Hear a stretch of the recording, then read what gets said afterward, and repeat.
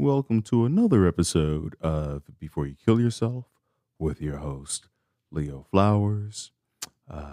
Today's Thanksgiving. I hope that you have had a wonderful Thanksgiving. I'm recording this episode at 10:30 on Thanksgiving night because I just realized I didn't release an episode today, and I try to. My intention is always to release one on Mondays and Thursdays at the very least. And I didn't release one today. But the upside is it gives me a chance to really talk to you, say happy Thanksgiving. I spent it with my family. Um, on my mom's side, I have a very huge family out here in California, and about 20 people there. Probably not the safest thing to do, but I missed my family. I needed to be around family today, so Michelle and I did that. And of course, in my family, we do prayers after we eat. We want to make sure everybody survived the meal, everybody lived. No, nobody had an allergic reaction, and so we all said prayers after our meal, which is we don't typically do that. It's just that people have been drinking a little early, and then they realized we forgot to. And so afterwards, we did prayer, and it was real emotional. I was really surprised at um, how many emotions can come up for us when we actually take the time in just a few seconds to share what we're grateful for and thankful for, and what we appreciate in our lives. So it was a powerful moment. I was very grateful for the fact that my mom, who had COVID for a couple weeks, she hasn't fully recovered. She's about I'd say 85% because she still has a lingering cough from a couple months ago, maybe 6 weeks ago. Um, and so she's still struggling with that a little bit, but she's still back to talking trash and having fun and going on walks and things like that. So, and eating cashews, that's her favorite. She loves cashews. So she's doing well by all accounts. So super grateful for that. I was super grateful for laughter. As we know, without laughter is healing. There's so much research on because it allows us to get the stuff out of us that the bacteria and stuff. It expels the quote unquote bad bacteria from our body. So laughter. I'm so grateful that I can laugh every single day. Um, and so what else was there? Anyway, let's you know what? Happy Thanksgiving. I don't want to make this too long. Go to thrivewithleo.com for one-on-one coaching with yours truly. And I know that a lot of us are struggling with things, but today we have a guest, Lena Karine, who is a tomboy. She's a coach and a spreader of sunshine. She's also survived stage 4 cancer. So she's going to talk to us about how she survived stage 4 cancer and what the doctors thought it was originally. Yeah, there's so much misdiagnosis out there. So if you have a diagnosis and you have some questions about it, you're not sure, get a second, get a third, get a fourth opinion. Keep asking questions. Have somebody be an advocate for you, who will meaning that they will go in and ask the questions on your behalf. But you deserve to be healthy. You deserve to be healthy, and so fight for that, and also fight for the right diagnosis. And if you feel like something is wrong, speak up and say something. So uh, I was going to 2021 strong. Right now, my whole thing is snoring. I have sleep apnea, so I'm seeing different doctors to help me sort through that. So with that said, let's jump into the episode. Well, I'm glad you full of laughs. I mean, what cancer did you beat? Who'd you beat up? Who'd you take in the alley? Which cancer did you take in the alley Oh my and gosh. have your way with? You name the cancer, I had it. Come on. So they actually found it. When they found it, it was stage 4 already. So it was in multiple places. They think it may have originated in the vaginal wall or the uterus. They don't know for sure because, like I said, it had spread by the time they found it. It was on my uterus, my gallbladder, my appendix, in the vaginal wall, my ovaries, and a top part of my cervix and a bunch of lymph nodes down the left side of my body. Yikes. And they don't know where it originated? Where it originated. They don't know how fast it was growing. They don't know anything. I actually have no history of cancer in my family.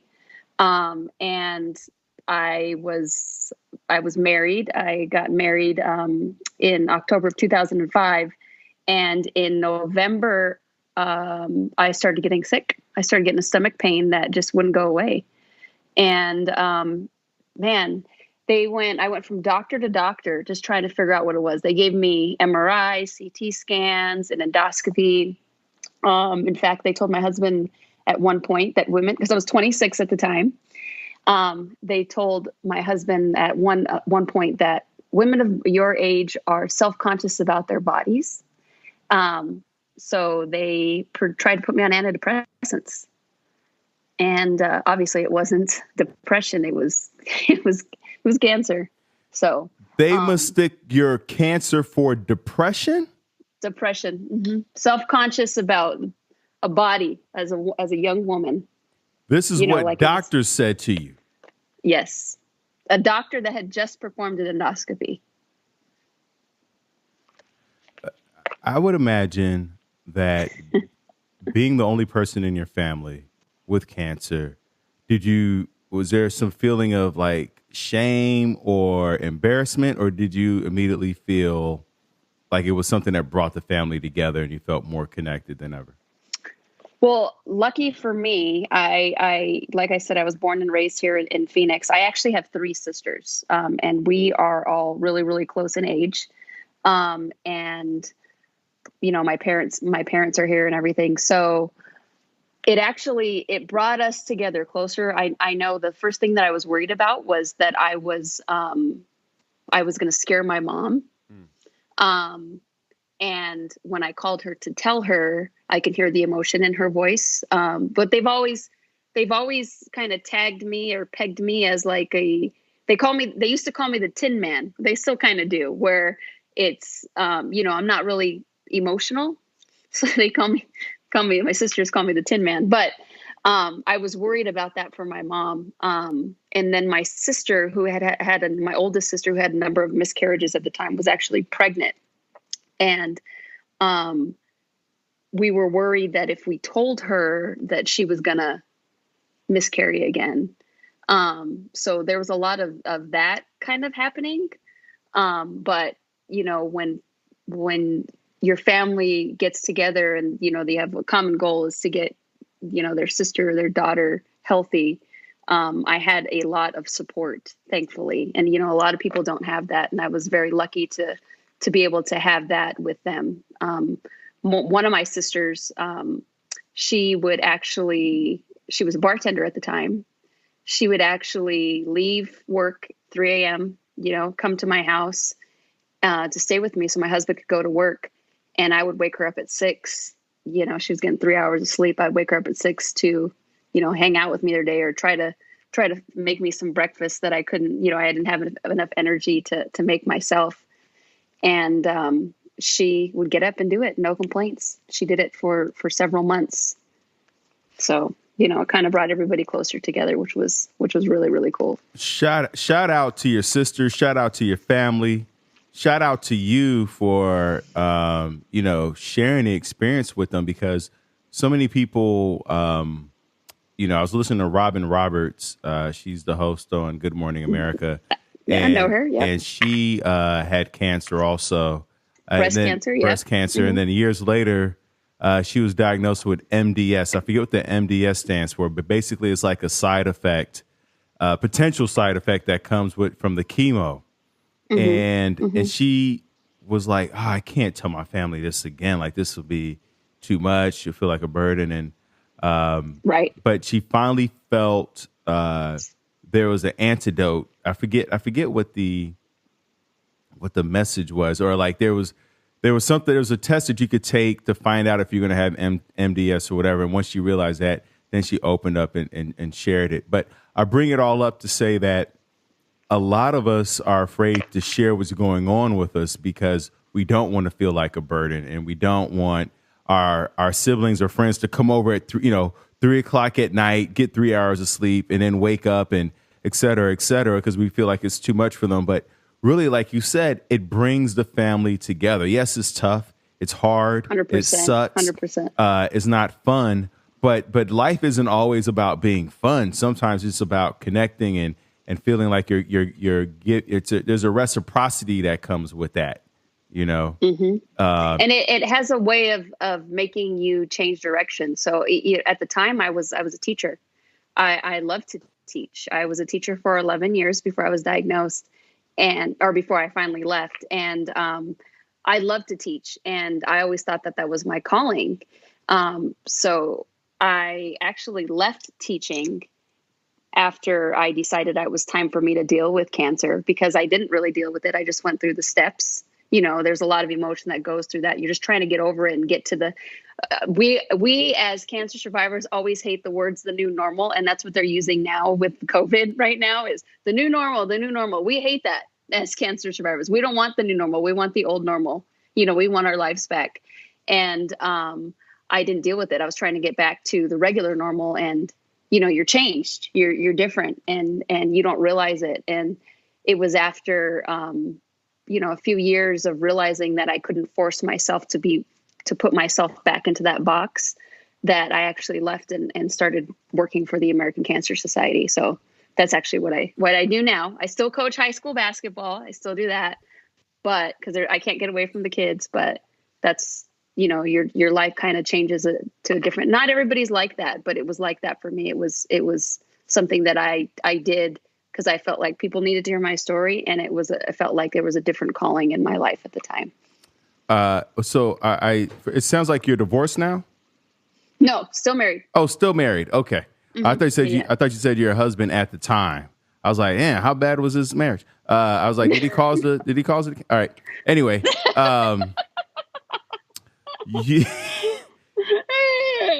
no, he's still around. He's still around. Here. Oh, fantastic. And what is it about? I want to unpack so many things, but what is it about cancer that you've learned that you feel like so many people don't know or should know in terms of the preventative side? Is there anything that you're like, oh, if I had known, I would have done that more? You know what? I think that what people are starting to do now that they didn't do a lot of, and this was back, you know, I was diagnosed back in 2006, so it's been almost 14 years, is that you really have to be an advocate for yourself. And it's kind of scary to think about, right? Because your whole life growing up, you think the doctor knows everything, right? But they don't, you know, they don't know everything. And that's good. That's scary too. You know, it's scary for most people, but you really have to be your own advocate. And like I said, I started to get sick in November. They didn't diagnose me until 9 months later. I wasn't diagnosed, you know, until July. And, had I taken the doctor's advice previously, you know, I wouldn't be here talking to you today, because I was just saying, okay, well, the doctor said it's not a big deal. The doctor said this is fine. The doctor said this will go away. The doctor said this, you know. I think that people really need to be their own advocates. And I think if they're not feeling right, they really need to voice that. And if they're not happy with their doctor, I'm sure that there is better care someplace else.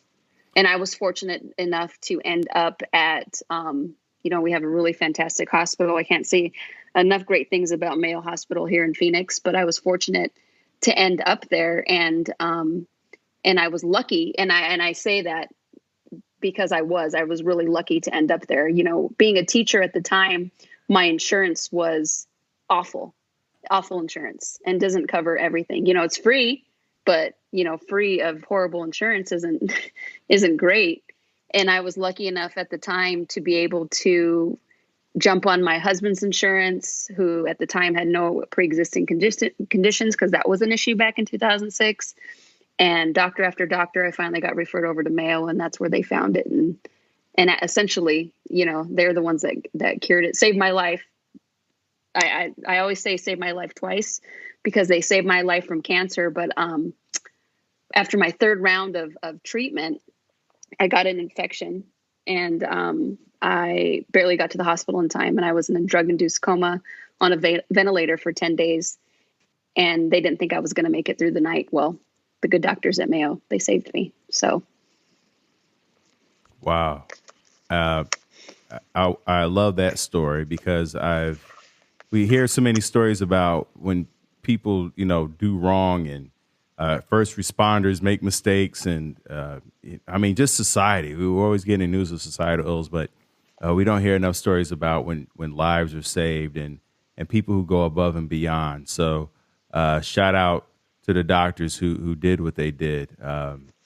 And the nurses. And the nurses. The doctors and the nurses, yep. And the janitors. I mean, let's just keep going. The janitors. Yeah. I mean, seriously, it's like if they not around to clean up the things, and then the nurse slips with a scalpel, you know, stuff can go south real quick. So it's a chain reaction. I want to go back a little bit to what were the symptoms that you presented with when you had cancer that they were like, no, that's depression.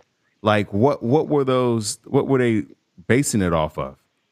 So the initial symptom that I had that was kind of consistent was a dull stomach pain, and it wasn't like, you know, if you eat something bad and it kind of gives you little bubbles in your stomach, and you know you have to use the restroom. It wasn't like that. It was more like a stomach pain that somebody was consistently poking you with like a pen, and it was kind of under my belly button. And I would wake up in the morning, and it wasn't enough to keep me in bed, but it was enough for me not to feel very good. And it would start in the morning, and then it would kind of subside toward the afternoon. But that lasted probably about, I want to say about a month consistently every day, until I finally said, okay, there's something wrong here. I need to get to the doctor. So when I ended up at this one particular doctor, he just thought it was like anxiety or depression, that it was kind of giving me these physical symptoms of having the stomach pain in my lower belly. So when he did the endoscopy, he saw some inflammation, but he said it was nothing out of the normal. And what you hear from the doctors, that, you know, all the doctors that say, you know, the ones that finally diagnosed you, they say, well, nobody was looking for cancer, which is funny, right? Because you would think you pull up a CT scan, you can see it's cancer. But, you know, unfortunately, more and more young people are getting diagnosed with cancer. In 2006, even though it wasn't that long ago, there still wasn't a lot of young people getting diagnosed with cancer, or it wasn't really well known. So I think that those doctors, or that particular doctor, just thought, you know, well, it's typical for a 26-year-old woman to have depression or anxiety or hormonal issues, and this is what we're going to do. Wow. What's so powerful about what you said is that, you know, the fact that nobody was looking for cancer, so they didn't find it. And a lot of times there are things in our lives, both good and bad, that we aren't looking for, but they're there. And there are people right now who are listening who might feel hopeless in their situation, but they don't recognize that there are glimmers of hope. But they aren't looking for it. There are points of joy and purpose and meaning and connection and a smile. But we have to look for these things. They don't always just present themselves. You have to be looking for this. So I'm glad you brought that up, and that they weren't looking for cancer, so they didn't find it. It's crazy to think about, but it's true. It's, it's true.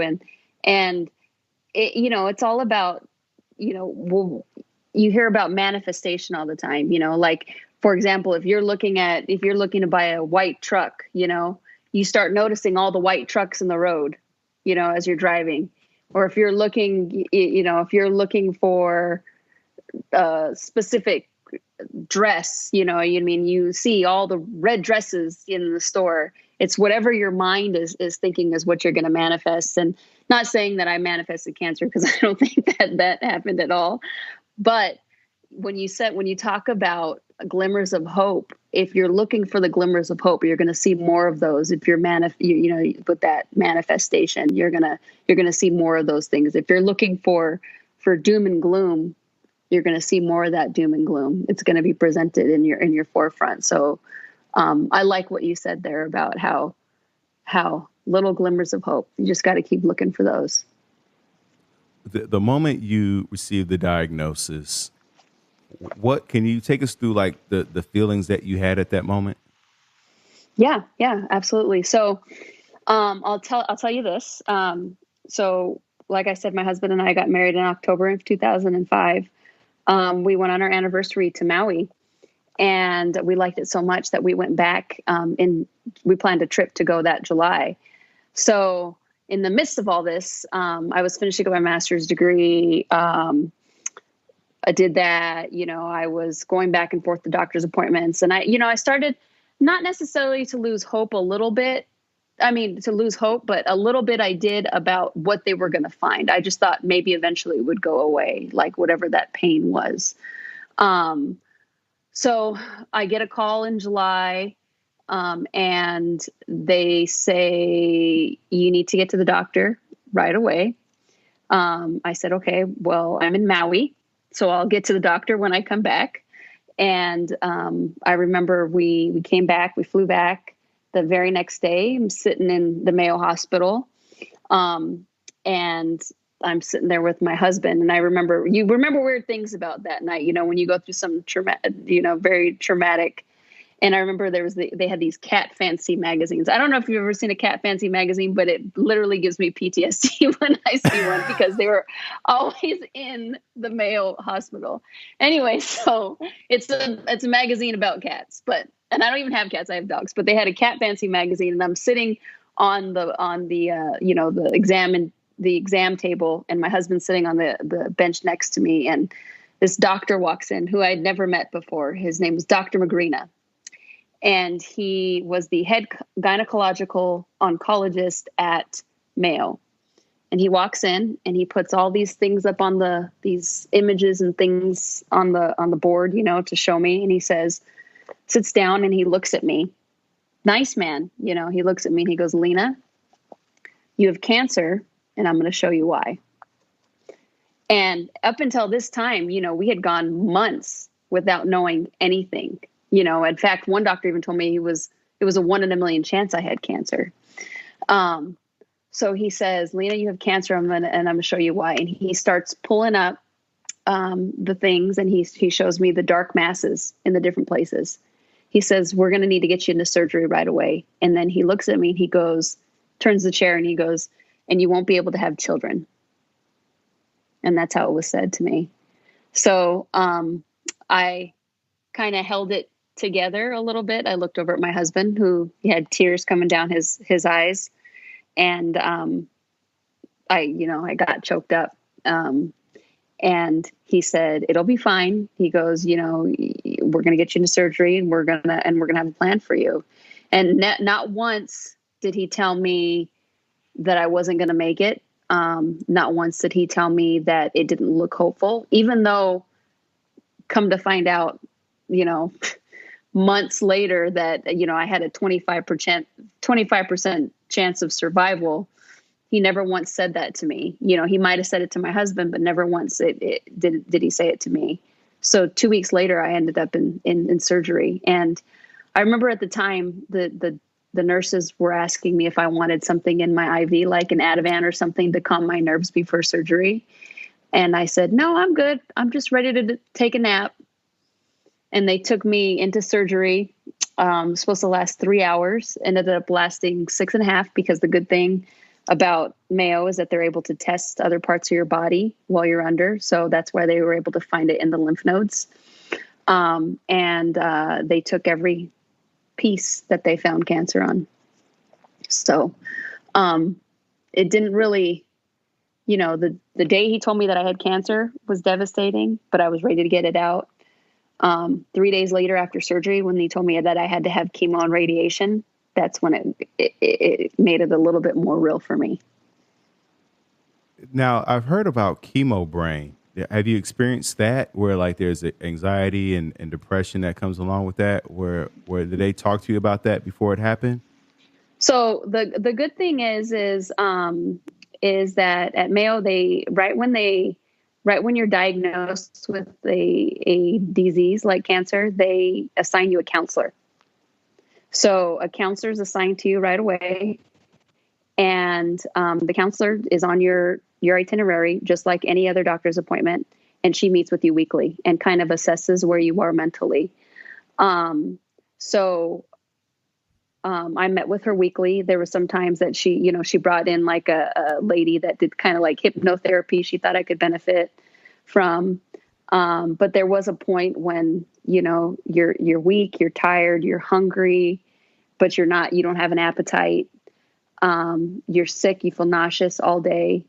There was a point where my counselor said, we need to get you into a psychiatrist, and you need to meet with the psychiatrist, now, from consistently. And I don't know if that was the chemo or just the emotional trauma from what I had been through, just being poked and prodded and, one thing after another. But there was a psychiatrist that I saw at the time who was very, very helpful. And I saw him and the counselor along with my appointments. Chemo brain, they say affects you. They say it affects you for the rest of your life. I typically use it as an excuse now. I probably don't have chemo brain anymore, but if there was ever, if I forget something, especially at the American Cancer Society, if I forget something or forget to do something, I'm like, oh, chemo brain. Sorry, guys. So, I experienced that a little bit. It's not so much anymore. Most people have it, for a long period of time, but once treatment stops, it subsides. Wow, what a great story! And were there some things in counseling and therapy that that you learned in terms of like coping skills or self-soothing techniques or anything that helped you, maintain some sense of calm? I think the biggest thing is meditation. The power, the brain is a powerful tool, right? And I personally believe that the brain has the power to do things that we can't even imagine, even heal ourselves. And that is something that we talked about. Of course, they did the cognitive behavioral therapy and, trying to change your train of thought, but meditation, brain work, realizing the power of the brain and realizing the power that it can have over not just yourself mentally, but yourself physically. And so that's something that I try to continue to take with me daily.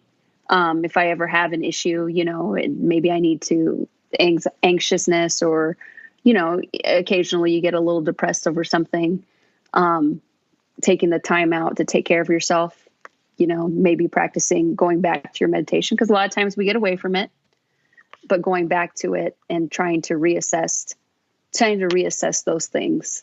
Journaling has always helped too as well. But, those are things that I continue to stick with and I continue to utilize as tools for my everyday life. Yeah. Is that a Wonder Woman journal you got there? Oh, can you see? I didn't realize you could. I know I have my video on, but I didn't realize you could see. Yes, it's my Wonder Woman journal. I love it. Now, why Wonder Woman? What are the characteristics of her that you are trying to imbibe? I don't know what the word is. So growing up, my sisters and I were all real big Wonder Woman fans. We would always for Halloween, we dress up as Wonder Woman, and, you know, you'd spin around and do that, you know, little Linda Carter Wonder Woman. And post treatment, they started to call me Wonder Woman because, you know, there was a lot of times that they didn't think that I would make it. So I kind of tried to embody that, her strength, you know, every day, you know, her power, her strength. I even, on my 10-year cancerversary, I even got my Wonder Woman tattoo. I don't know if you can see it on my forearm there, but it's kind of like an outline of Wonder Woman. Oh, and, yeah. And everything I do now, you know, like it's always, I have Wonder Woman, everything. In fact, my friends and I do like a physical activity. We try to do, you know, every couple of years. We did a bikini competition, which I've never done a bikini competition before in my whole entire life, a fitness competition. And they were saying, you know, they were trying to pick out the color of your bikini or whatever so that you could win. I said, I don't care if I win or not. I'm wearing a Wonder Woman bikini up on stage. So just, you know, no matter what they said, I still did it. So they call me Wonder Woman, you know, so that's what everything I have is Wonder Woman now. So of course I have to know, did you win? Did you? I came in 6th, which is not bad for your first time. Somebody that's never done it and probably will never do it again. But I have a newfound respect for those women. But it was not for me. You know, it got me in great shape, but you know, I like a little bit of curve. And when you do those bikini competitions, you're muscular, all right, but you're not really very curvy. No, yeah, I dated a girl who was muscular, and that wasn't fun. It was damn near a hazard. It was just an accident waiting to happen. She was so muscular. Right, you get elbowed in the face one night. Yeah, it's a wrap. It's a wrap. It's not a good story. It's not a good story to tell in the locker room. I'll tell you that much.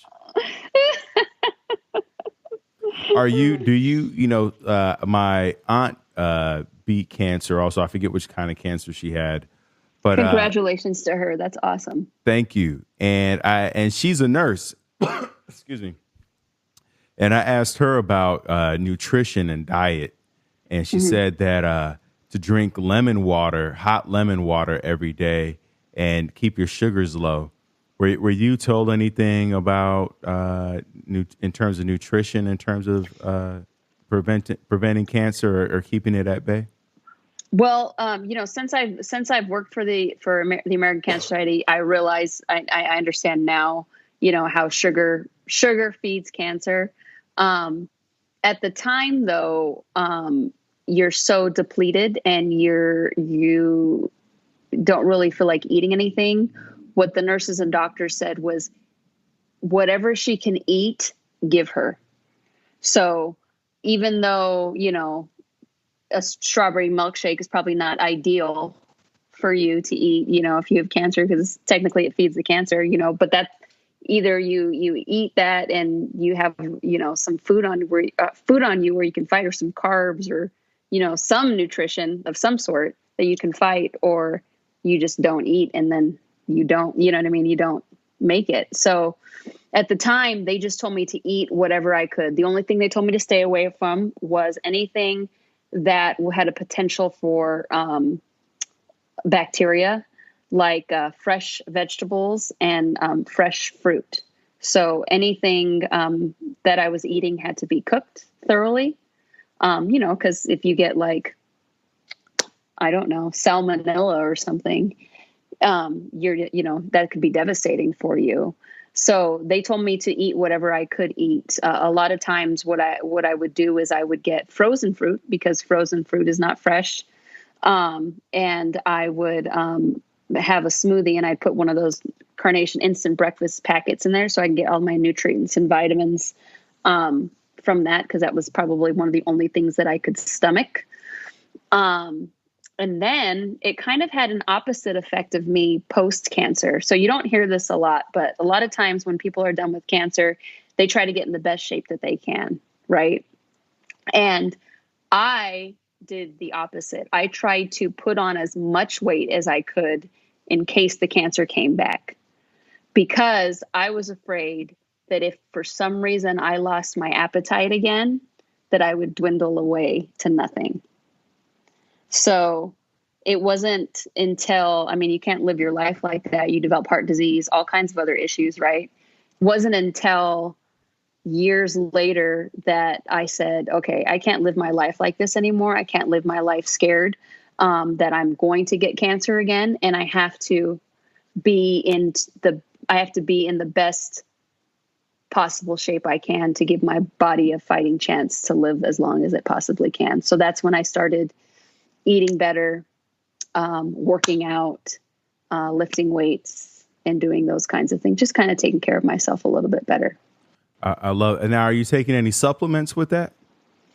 So I am taking supplements. I actually, because I went into menopause in 2006, I do hormone replacement. I know a lot of people are afraid of hormone replacement because of the increased risks of certain types of cancers. So some have to do hormone replacement a little bit different. But I do take estrogen and progesterone and testosterone that they're pellets. So I do hormone replacement, and that kind of helps subside my hot flashes. And then it kind of helps kind of keep me a little bit more focused and even tempered, like I've always been even tempered. So this kind of helps me keep to my normal, but they monitor that frequently to make sure that hormone level stays at the level it needs to be at. I also take recently started taking a supplement called Mood Food that Zymogen makes, and it just kind of relaxes you, keeps you calm. I take a omega 3, and sometimes if I feel like I'm not getting enough sleep, I'll take a little bit of melatonin just to kind of make sure that my body has enough rest for the day. Yeah, that's fascinating, because I was going to ask you, and I've never asked anybody this on an episode, so don't feel free to not answer if you don't want. But has it affected your sex drive? And is that hard to separate from going through menopause? It is. So that's one of the things that was an issue. It was an issue for me and my husband, you know what I mean? And people don't, that's the thing, is people don't talk about that enough. So I'm glad that you asked. And for anybody that is listening and that is struggling, with that, get your hormones checked. So basically when they went to test my testosterone, it was the same level of testosterone as a 91-year-old woman. So if you can imagine a 91-year-old woman's sex drive, it's probably not very high. Right. So I don't know. I heard they get it on in those nursing homes. I heard a lot of shenanigans take place when the lights go off. After bingo is bingo. You understand what I'm saying? Goes crazy. But it does affect. And so one of the things that people also don't talk about is because you're menopausal, the use of lubricant is essential. And I've actually there actually isn't a month or a week that goes by that I don't get at least 2 or 3 people reaching out to me, asking me questions just like this, that are afraid they don't ask their doctors, but they'll ask me because they know I've been through it. But, is lubricant a big deal? Yes, that will help 100%. So, people don't talk about that. It's what's scary and what's, they're embarrassed to talk about it. Testosterone level will help. Even your estrogen will help. But those are important things, and they're important things about being human, especially if you're, like my husband and I went to menopause 9 months after we got married, so that would be a hard thing to have in a marriage, and people don't have to sit there and suffer in silence. There's ways that people can help. Well, thank you so much for sharing that. So the diminishing sex drive and the hormone thing was more related to menopause than it was to the cancer. Well, the cancer, that'll affect mentally, physically, that'll mess you up. You know what I mean? But once you start getting back to your, once treatment's over or whatever, if you're still going through treatment, that'll, once you start leveling out, it's almost like, when people go through their periods and their hormone levels kind of fluctuate, it'll even out at some point. And once that evens out, you'll get that drive. As long as you're not in, if you're menopausal, you need to get your hormones checked. If you're not, that'll even out. It'll work itself out. I appreciate you sharing that. And then you talked about meditation. What's your meditation practice look like? So what I try to do, and it's very, when you first start meditating, it's very, very difficult, right? Because you're trying to think about all these other things. But I actually started meditating because of not only the psychiatrist, but from yoga. Because a lot of times when you're practicing yoga, you're have a focus, right? So you're trying to focus your whole practice or that whole session on that basic focus. And I realized the benefit of that. So, I like to go into a room, my favorite thing is to put on, like, I don't know if you've ever heard of the calming app.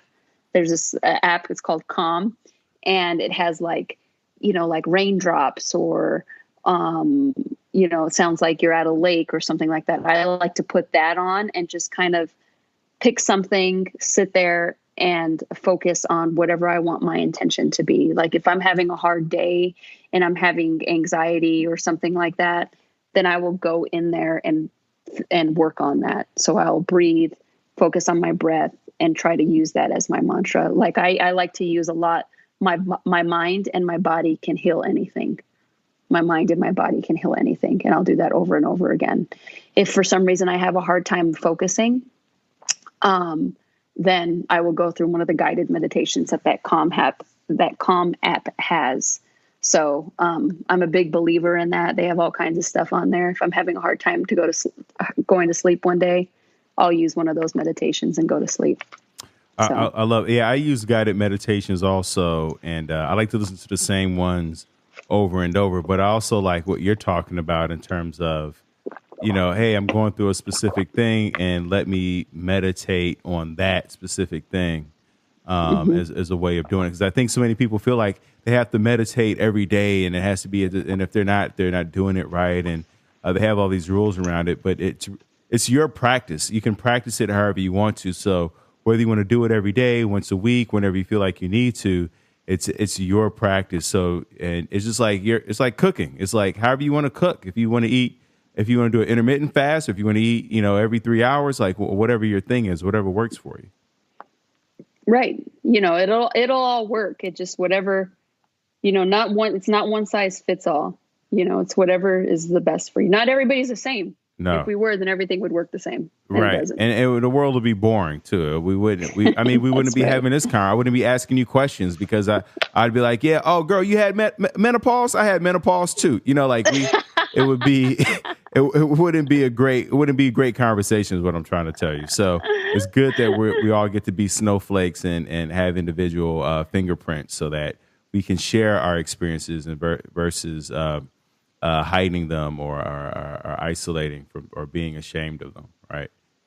Absolutely. And I love what you're doing on this podcast. I think it's an amazing thing too. If we for some reason run out of time in a little bit, I just want to let you know that this is an amazing thing that you're doing. So I appreciate that. Thank you. I appreciate you sharing your story with us. In terms of journaling, what's your journal practice look like? Are you writing down feelings, cooking recipes? What's in there? You're not supposed to know. No, I'm just kidding. I'll tell you. So it depends on what I'm having. Typically we try to we write when we have an issue, right? Because you're trying to heal that issue.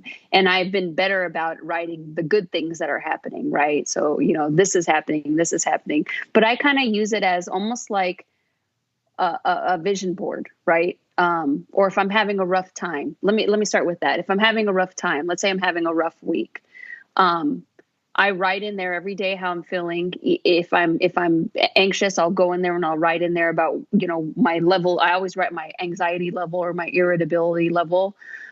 Because a lot of times we get stuck, right? Where if you have a bad week, you think, oh my God, the whole week was bad. It was the worst week ever. But if you go back and you look at your journal and you say, okay, on Monday, I was at anxiety level 7. And then on Wednesday, I'm at anxiety level 5. And I'm at anxiety level 3. You realize, okay, maybe it's getting better. But you don't remember that. You just think, oh, I've had anxiety all week. So, but you don't see that you're getting better. So that's one of the ways that I use to kind of help myself get out of a tough situation. But I also like to use it as, like I said, a manifestation thing, almost like, I always like to say like a magic wand, here are the things that I want to happen. Here are the things that I'm wishing for here. Nothing, I'm not saying that I'm in here wishing for $1 million, although everybody would write that. But I'm in there, tangible things that, I'm wishing. If I'm having anxiety, I'm wishing tomorrow is going to be a good day. I'm wishing that at 10 o'clock tomorrow that I'm going to be able to do this. At 7 o'clock tomorrow, I'm going to be able to do this. So it's kind of like, it's almost like a vision board. I want to focus on, in 2021, I want to take this vacation. So you're putting your thoughts and your wishes on paper, and it kind of makes them a little bit more real.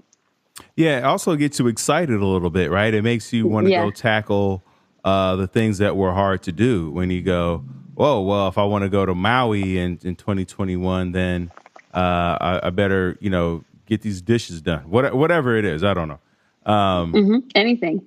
Is there anything that we haven't talked about, Lena, in terms of coping skills or self-soothing techniques, or anything about the process of from being diagnosed to beating it to the post, and anything that we haven't discussed that you like more people need to know about this? Yes, there's actually one thing that, like I said, it's not, a week or a month that goes by that I don't get quite a few people that reach out to me, unfortunately, that say either my sister has cancer, my friend has cancer, so can you help them? And the one thing that I always tell them is, as difficult as it may sound, don't try to let it consume you. My favorite coping technique when I was going through treatment was, and like I said, I'm not an emotional person, and I don't like people to see my emotion. So I would go into a room and I would lock myself in there from 2 to 3 every single day. And I would be angry, and I would be mad, and I would cry, and I would be upset, and I would yell. And at 3 o'clock, I had from 2 to 3 to do that. And at 3 o'clock, I would walk out of that room and try to live my life. And if I was getting upset, instead of letting it consume me, that next day I would try to hold out and wait until my 2 o'clock time. Some days I'd make it all the way to 2 o'clock. Some days I'd have to go in there a little bit earlier. But I would try to limit myself to 1 hour a day and the rest of it to healing my body. Thank you so much, Lena, for sharing that. It's a beautiful thing. I have a T-shirt actually that's getting made now that says "a little bit angry," because we live in such a world where everybody is be calm, be mindful, but there's a place to be a little bit angry, right? And there's a place to cry, and a place to smash things or scream into a pillow. There's a place at the table for all of our emotions, and it, it's, and I'm so happy that you found a space where you can do that. But hopefully we one of the things I love to envision is a future where we can display all of that out in the open, the same way we display our laughter and our cheer and our joy. We should also be able to express the tears and the frustration that is part of the human condition. Is not something that one person is experiencing. It's something that we all experienced at some point. So 100%. I appreciate you really for sharing that. This last question, and I ask this of all my guests, because I always feel like there's one person listening in who may be on the precipice of a of ending their life. Mm-hmm. Before you kill yourself, what would you say to them, Lena? I would say that every situation is temporary. So if you feel like you want to end your life, just know that it may not be 5 minutes from now. It may not be 15 minutes from now, but an hour from now, you're not going to feel like that anymore, or you may not feel like that anymore. So just know that every situation, every emotion is temporary. I love that. And it's so true that the research, the literature actually shows that those feelings, those waves, those sandstorms of suicidality last anywhere from 5 minutes to 1 hour. So if we could just find a room and yell into a pillow and or grab our journal or just sit with it and meditate or go for a swim or a walk or call a friend. But there's so many options. Yell off your, go onto the rooftop or don't go on the rooftop, but yell off your balcony. Call an enemy, call anybody, and anything's better than what you're considering. So thank you, Lena, for sharing that. Thank you, listeners, for listening in. Remember, this podcast is not a substitute for you going to get help. Lena got through what she went through with her sisters, with a counselor. There was an entire team of people around her. And I know that there are people that you're like, I don't have any. There is somebody who will help you. There are always stories of strangers helping other strangers. So there's somebody around you if you're just willing to open up and say, I need help. But you have to say it. You have to make that first step. So you can go to thrivewithleo.com for one-on-one coaching with yours truly. Lena, plug all your things. Where can people find you? You can find me I'm private right now, but I'll go back to public. I'm at Lena Karine, LenaKarine, on Instagram, Lena Spottleson on Facebook, SPOTLESON. And I put on a big event here in Phoenix called Making Strides Against Breast Cancer. It's the 6th largest event in the nation, over 24,000 people. So if you're ever in Phoenix, come check it out in October. Thank you so much, Lena. Thank you so much, listeners. Let's get to tomorrow together. Thank you. Thank you.